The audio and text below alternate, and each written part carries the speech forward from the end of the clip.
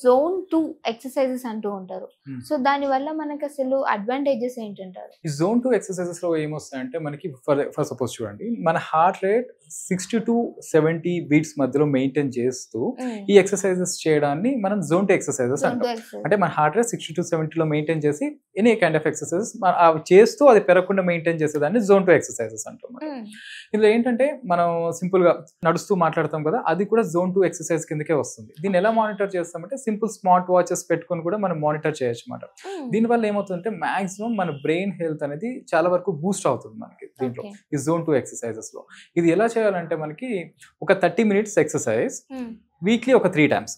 Weekly 3 3 times. Times. హ్మ్. Any exercise మనకి 60-80 ఒక స్మార్ట్ డివైస్ పెట్టుకొని హ్మ్. 60-80 మధ్యలో హార్ట్ రేట్ ఉంటూ ఆ ఎక్సర్‌సైజెస్ మెయింటైన్ చేయాలన్నమాట. ఓకే. సో, ఇంకొకటేంటంటే మనం నడుస్తూ కూడా మాట్లాడొచ్చు. దాన్ని కూడా జోన్ 2 ఎక్సర్‌సైజెస్ అంటాం. హ్మ్. సో, దీన్ని మనం జోన్ 2 ఎక్సర్‌సైజెస్ అంటామన్నమాట. ఇది 30 మినిట్స్ వీక్లీ 3 టైమ్స్ చేయడం వల్ల హ్మ్. మాక్సిమం మన ఎంత వీలైతే మనకి మన బ్రెయిన్ హెల్త్ అనేది చాలా వరకు బూస్ట్ అవుతుంది.